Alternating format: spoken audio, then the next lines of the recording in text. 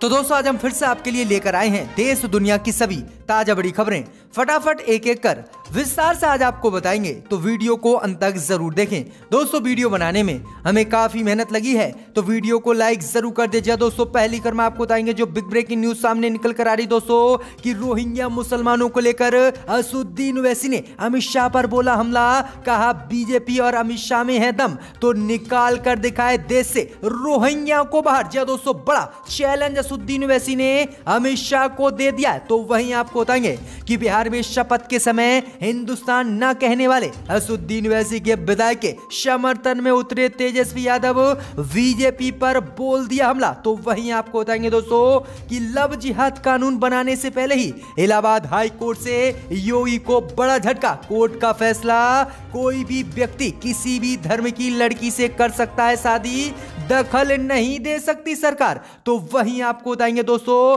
कि बिहार में नीतीश ने उड़ाए बीजेपी के होश। राजद ने नीतीश को दिया खुला ऑफर, कहा महागठबंधन में हो जाओ, नीतीश शामिल बनाएंगे नई सरकार। जी दोस्तों बड़ी अपडेट आ रही है, खुला ऑफर राजद ने नीतीश को दे दिया है। तो वहीं आपको बताएंगे कि अमेरिकी राष्ट्रपति चुनाव में आज डोनाल्ड ट्रंप ने मान ली हार, बाइडेन को सौंप दी सत्ता। तो वहीं आपको बताएंगे दोस्तों कि राहुल गांधी का मोदी पर हमला, कहा सूट वूट की सरकार है, कुछ चंद पूंजीपति मित्रों के लिए बनी हुई है, उनका ही कर रही है देश में विकास। तो वहीं आपको बताएंगे दोस्तों कि पश्चिम बंगाल चुनाव से पहले ही पश्चिम बंगाल में ओवैसी को बड़ा झटका, बीजेपी की मदद का आरोप लगा। ओवैसी के बड़े नेता हुए टीएमसी में शामिल। तो दोस्तों सभी खबरों को एक एक कर आपको बताएंगे, तो वीडियो को लाइक कर चैनल को सब्सक्राइब कर दें। इसी बीच बढ़ते दोस्तों पहली खबर की ओर, जो बिग ब्रेकिंग न्यूज सामने निकल कर आ रही दोस्तों कि रोहिंग्या मुसलमानों को लेकर असदुद्दीन ओवैसी ने अमित शाह पर बोला हमला। कहा अगर बीजेपी अमित शाह में दम है तो रोहिंग्या को निकाल कर दिखाए देश से बाहर। जी दोस्तों आपको बता दें ये बड़ी खबर सामने निकल कर आ रही दोस्तों कि हैदराबाद में निकाय चुनाव को लेकर एक बार फिर से रोहिंग्या मुसलमानों का मुद्दा जोर पकड़ गया है। बीजेपी के सांसद तेजस्वी सूर्या ने हैदराबाद में असदुद्दीन ओवैसी द्वारा रोहिंग्या मुसलमानों को वसाए जाने का मुद्दा उठाया। इसी को लेकर अब असदुद्दीन ओवैसी ने बीजेपी और गृह मंत्री अमित शाह पर जोरदार हमला बोला। वहीं आपको बता दें कि असदुद्दीन ओवैसी ने कहा है कि अगर मतदाता सूची में हैदराबाद में 30,000 रोहिंग्या मुसलमानों के नाम हैं तो गृह मंत्री अमित शाह क्या कर रहे हैं? क्या वह सो रहे हैं? क्या ये उनकी जिम्मेदारी नहीं है कि पता करें कि कैसे 30,000 रोहिंग्या मुसलमानों के नाम हैदराबाद में मतदाता सूची में शामिल हो गए? आगे असदुद्दीन ओवैसी ने कहा कि अगर बीजेपी इतनी ईमानदार है और मैं उन्हें चैलेंज देता हूं कि कल तक वह 1,000 रोहिंग्या मुसलमानों के नाम बता दें तो मैं अपनी संसद की कुर्सी छोड़ दूंगा। आगे असदुद्दीन ओवैसी ने कहा कि इनका इरादा सिर्फ देश में नफरत फैलाने का है और कुछ नहीं। वहीं आगे आपको बता दें कि तेजस्वी सूर्या बीजेपी सांसद ने हाल ही में कल बयान दिया था और कहा था कि असदुद्दीन ओवैसी और अकबरुद्दीन ओवैसी ने रोहिंग्या मुसलमानों को हैदराबाद में बसाया और 30,000 रोहिंग्या मुसलमान हैदराबाद में आकर बसे हैं। इसी को लेकर यह असदुद्दीन ओवैसी ने बीजेपी पर हमला बोला है और चैलेंज दे दिया है कि 1,000 रोहिंग्या मुसलमानों के नाम ही मुझे बीजेपी बता दे। इसी बीच बढ़ते दोस्तों अगली खबर क्यों, तो बिहार में ओवैसी के विधायक के हिंदुस्तान न कहने के समर्थन में उतरे तेजस्वी यादव बीजेपी पर बोला हमला। जी दोस्तों आपको बता दें यह बड़ी खबर सामने निकल कर आ रही दोस्तों कि बिहार विधानसभा चुनाव में 5 सीटें जीतने के बाद असदुद्दीन ओवैसी के 5 विधायकों ने कल विधानसभा के पहले ही सत्र में शपथ ली। इस दौरान असदुद्दीन ओवैसी के नवनिर्वाचित विधायक अख्तरुल इमाम ने शपथ ग्रहण समारोह में हिंदुस्तान कहने पर आपत्ति जताई, जिसको लेकर बीजेपी ने एआईएमएम पर हमला बोला और कहा कि इन लोगों को पाकिस्तान चला जाना चाहिए, भारत में रहना है तो हिंदुस्तान जिंदाबाद बोलना होगा। अब इसी मामले के समर्थन में तेजस्वी यादव उतर आए हैं।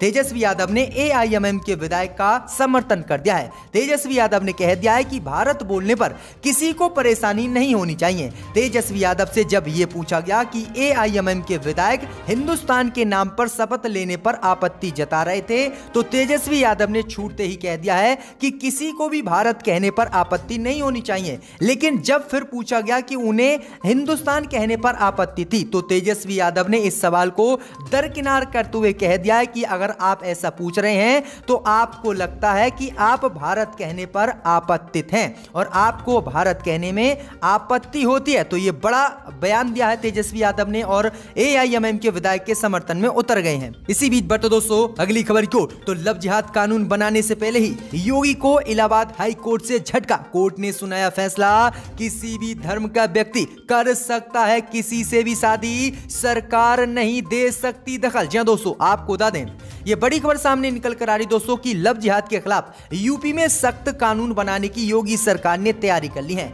और इसका ऐलान भी योगी ने कर दिया है। अब इस लव जिहाद कानून बनाने से पहले ही इलाहाबाद हाई कोर्ट से योगी आदित्यनाथ सरकार को तगड़ा झटका लगा है। इलाहाबाद हाई कोर्ट ने इसी मामले को लेकर आज बड़ा फैसला दिया है। अदालत ने कहा है कि किसी भी व्यक्ति को अपनी पसंद का जीवन साथी चुनने का अधिकार है, चाहे वह किसी भी धर्म का हो, किसी भी जाति का हो, और इस पर कोई भी सरकार रोक नहीं लगा सकती, चाहे वह कितने भी कानून ले आए।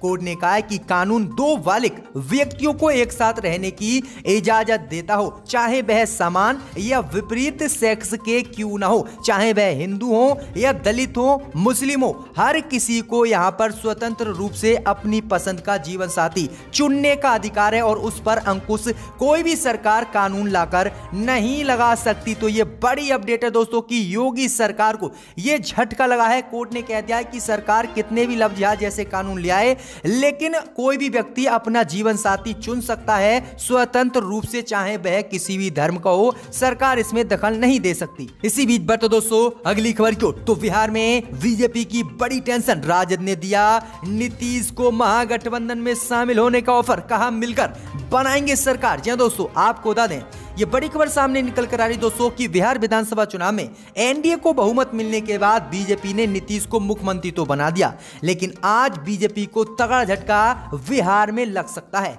जी हां दोस्तों, आपको बता दें कि राजद ने आज खुला ऑफर नीतीश कुमार को महागठबंधन में शामिल होने का दे दिया है और कह दिया है कि अगर नीतीश कुमार चाहें तो बीजेपी को छोड़कर राजद कांग्रेस के महागठबंधन में शामिल हो जाएं और उसके बाद तीनों ही दल मिलकर बिहार में नई सरकार बनाएंगे। वहीं राजद ने दावा किया है कि बिहार में ज्यादा दिनों तक नीतीश कुमार की बीजेपी के साथ सरकार नहीं चलेगी, क्योंकि जो बहुमत बिहार में बीजेपी और जेडीयू को मिला है वह बहुत ही कम है। जी हां दोस्तों, आपको बता दें कि नीतीश कुमार को खुला ऑफर राजद ने दे दिया है महागठबंधन में शामिल होने का। जी हां दोस्तों, अब देखते हैं कि नीतीश कुमार इसका समर्थन करते हैं या नहीं, या फिर बीजेपी के साथ ही सरकार चलाते हैं। तो बड़ी अपडेट आ रही है बिहार को लेकर दोस्तों ये। इसी बीच बढ़ते दोस्तों अगली खबर की ओर। तो अमेरिकी राष्ट्रपति चुनाव में आज मान ली डोनाल्ड ट्रंप ने अपनी हार, जो बाइडेन को सौंप दी सत्ता की चाबी। तो जो बाइडेन ने नई कैबिनेट की कर दी तुरंत ही घोषणा। जी दोस्तों, आपको बता दें ये बड़ी खबर सामने निकल कर आ रही दोस्तों कि अमेरिकी राष्ट्रपति चुनाव में डोनाल्ड ट्रंप बुरी तरह से हारे और जो बाइडेन वहां पर जीते, लेकिन डोनाल्ड ट्रंप अपनी हार मानने के लिए तैयार नहीं थे और जो बाइडेन पर चुनाव में धांधलेबाजी कर जीतने का आरोप लगा रहे थे। वहीं आपको बता दें कि काफी समय से ऐसे ही बेतुका बयान डोनाल्ड ट्रंप दे रहे थे और अमेरिका की सत्ता छोड़ नहीं रहे थे। इसी बीच आज खबर सामने निकल कर आ रही कि आज अमेरिकी राष्ट्रपति डोनाल्ड ट्रंप ने अपनी हार मान ली है और जो बाइडेन को अमेरिका की सत्ता सौंप दी है और जो बाइडेन अब अमेरिका के नए राष्ट्रपति 20 जनवरी को बन जाएंगे। वहीं आपको बता दें कि अमेरिकी राष्ट्रपति ने जिस तरह से जो बाइडेन को सत्ता की चाबी सौंपी है, इसी को देखते हुए जो बाइडेन ने अपनी नई कैबिनेट की घोषणा भी कर दी है। इस कैबिनेट में एंटी ल्यूकेन विदेश मंत्री बनाए गए हैं, जैक सुलिवन नए एनएसए बनाए गए हैं। ये दोनों ही बड़े नेता बराक ओबामा के समय भी उनकी कैबिनेट में थे। तो ये बड़ी अपडेट आ रही है कि अब डोनाल्ड ट्रंप ने हार मान ली है और जो बाइडेन को सत्ता सौंप दी है। अब देखते हैं इसी बीच बढ़ते दोस्तों अगली खबर की ओर। तो बिहार में विधानसभा अध्यक्ष को लेकर बीजेपी के नेताओं में पड़ी जबरदस्त फूट। नंद किशोर के बाद विजय सिन्हा का आया नाम सामने। जी दोस्तों, आपको बता दें कि बिहार में नई सरकार के गठन से पहले ही तय हो गया था कि इस बार बिहार विधानसभा का अध्यक्ष का पद बीजेपी के कोटे में होगा। लगातार ये चर्चा रही कि बीजेपी के वरिष्ठ नेता नंद किशोर यादव इस बार बिहार विधानसभा के अध्यक्ष होंगे, लेकिन अब इसी को लेकर दूसरा नाम भी बीजेपी की तरफ से ही सामने आ गया है, जिसके बाद बीजेपी नेताओं के अंदर विधानसभा अध्यक्ष को लेकर जबरदस्त फूट पड़ गई है। जी दोस्तों, आपको बता दें कि पहले बीजेपी ने नंद किशोर यादव को बिहार विधानसभा का अध्यक्ष होने का पद देने का ऐलान किया था, लेकिन आज विजय सिन्हा का नाम भी आगे बीजेपी ने कर दिया है, जिसके बाद अब बिहार में बीजेपी नेताओं में ही फूट पड़ गई है। आधे नेता बीजेपी के कह रहे हैं कि नंद किशोर यादव को बनाया जाए विधानसभा का अध्यक्ष, और आधे बीजेपी नेता बोल रहे हैं कि विजय सिन्हा को बनाया जाए, जिसके बाद जबरदस्त फूट बिहार में पड़ गई और कई नेता बिहार में बीजेपी से इस्तीफा दे सकते हैं इसी मामले को लेकर। इसी बीच बढ़ते दोस्तों अगली खबर की ओर, तो राहुल गांधी का प्रधानमंत्री मोदी पर तंज, कहा सूट बूट की सरकार जो सिर्फ चंद पूंजीपतियों की बनी हुई है मित्र। जी दोस्तों, आपको बता दें कि कांग्रेस के पूर्व अध्यक्ष राहुल गांधी ने नरेंद्र मोदी वाली सरकार पर एक बार फिर से हमला किया है। राहुल गांधी ने आज कहा है कि सूट बूट की सरकार है और पूंजीपतियों के हितों की सुरक्षा करने में लगी हुई है। आगे राहुल गांधी ने कहा है कि सरकार सिर्फ अपने उद्योगपति मित्रों को लाभ पहुंचाने के लिए व्यवस्थित तरीके से तथा धीरे धीरे काम कर रही है। उसका मकसद सिर्फ पूंजीपतियों के हित साधने और उनके फायदे के लिए काम करना है। राहुल गांधी ने कहा है कि जिस तरह से काम कर रही है बीजेपी, वह क्रिमिनोलॉजी देश की जनता समझे। पहले कुछ बड़ी कंपनियों के बीजेपी ने कर्ज माफ किए, फिर कंपनियों के बड़े स्तर पर टैक्स में छूट दी। अब इन्हीं कंपनियों द्वारा स्थापित बैंकों में जनता की कमाई सीधे जमा कराने की तैयारी में जुटी हुई है बीजेपी की सूट बूट वाली सरकार। जी दोस्तों, ये बड़ी अपडेट आ रही है, ये बड़ा हमला आज बोला है राहुल गांधी ने। इसी बीच बढ़ते दोस्तों अगली खबर की ओर, तो पश्चिम बंगाल से असदुद्दीन ओवैसी को लगा बड़ा झटका। चुनाव से पहले ही वरिष्ठ नेता अनवर पासा ने दिया इस्तीफा, टीएमसी में हुए शामिल। जी दोस्तों, आपको बता दें कि पश्चिम बंगाल विधानसभा चुनाव से पहले ही असदुद्दीन ओवैसी को पश्चिम बंगाल से तगड़ा झटका लगा है। एआईएमएम के पश्चिम बंगाल इकाई के नेता अनवर पासा ने अपने साथियों के साथ टीएमसी में शामिल हो गए हैं और एआईएमएम पार्टी से उन्होंने आज इस्तीफा दे दिया है। उन्होंने दावा किया है कि उनकी पार्टी एआईएमएम बिहार में जिस तरह से उन्होंने मुसलमानों के वोट काट बीजेपी की सरकार बनाई, वही असदुद्दीन ओवैसी की पार्टी एआईएमएम पश्चिम बंगाल में भी करने वाली है।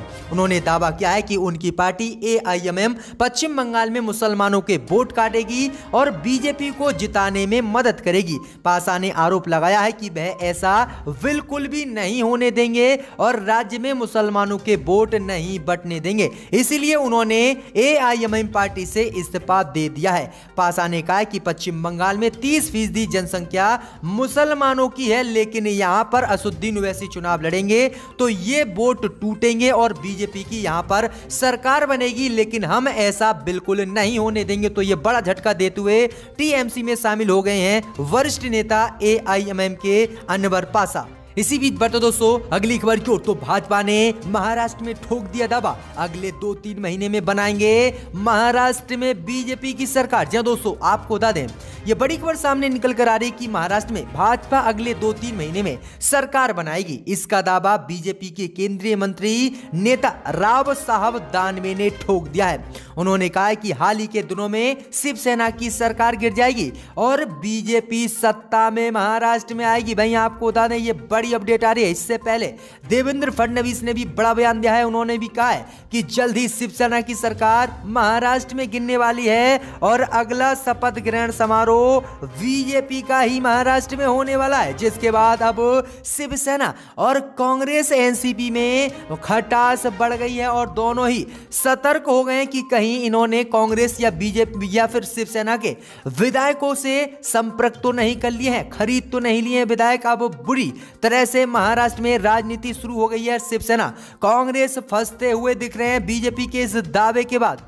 इसी बीच बढ़ते दोस्तों अगली खबर की ओर, तो बिहार में तेजस्वी यादव ने फिर से नीतीश पर बोला हमला। कहा एक घोटाले के आरोपी को हटाकर दूसरे घोटाले के आरोपी को बनाया शिक्षा मंत्री। आखिरकार मामला क्या है, दे नीतीश सफाई। जी दोस्तों, आपको बता दें ये बड़ी खबर सामने निकल कर आ रही है कि विधानसभा में शपथ लेने के बाद तेजस्वी यादव ने बाहर निकलकर नीतीश सरकार पर एक बार फिर से हमला बोला। तेजस्वी ने कहा कि एक घोटाले के आरोपी से इस्तीफा लिया गया तो दूसरे आरोपी को शिक्षा मंत्री का जिम्मा बिहार में दे दिया गया। तेजस्वी ने सीधे अशोक चौधरी पर यह हमला बोला है। तेजस्वी ने कहा कि नीतीश कुमार ने सरकार बनते ही घोटाले के आरोपी मेवालाल को शिक्षा मंत्री का अहम विभाग सौंप दिया। दिया, फिर वह इस्तीफा दिया तो दूसरे घोटाले के आरोपी को शिक्षा मंत्री बना दिया गया। उन्होंने कहा कि आखिरकार मामला क्या है, आखिरकार नीतीश कुमार को सफाई आकर देनी चाहिए कि आखिरकार भ्रष्टाचारियों को ही क्यों मंत्री बिहार में बनाया जा रहा है। जी हां दोस्तों, यह बड़ा हमला नीतीश पर तेजस्वी ने बोल दिया है।